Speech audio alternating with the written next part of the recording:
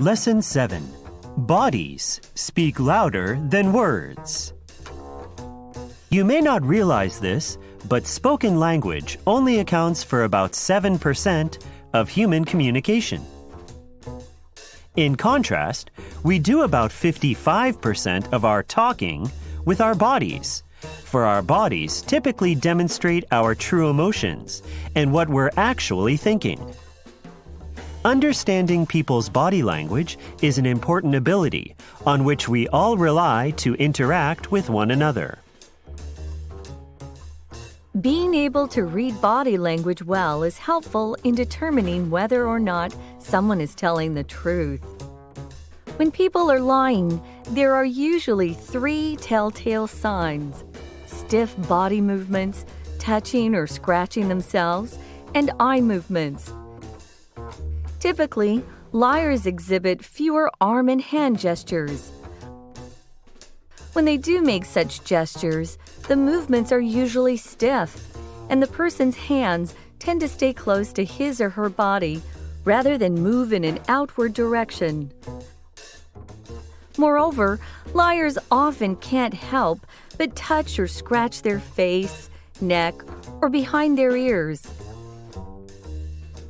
They sometimes rub their eyes without being conscious of it as well.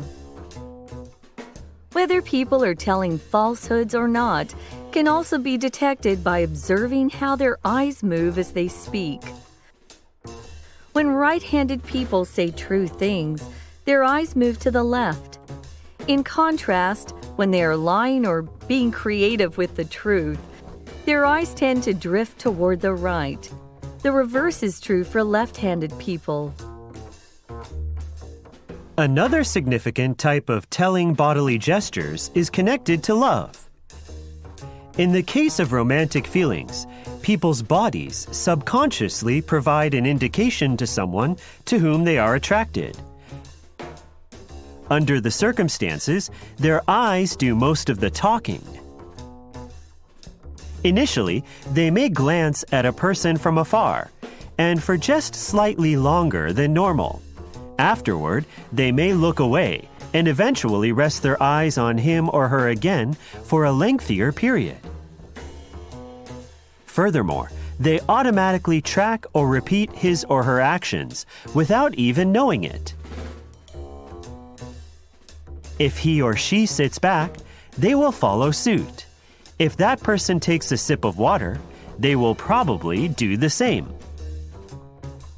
Aside from copying behavior, they often can't help pointing their feet and shoulders toward the one they adore, or standing closer to the object of their affection than to others.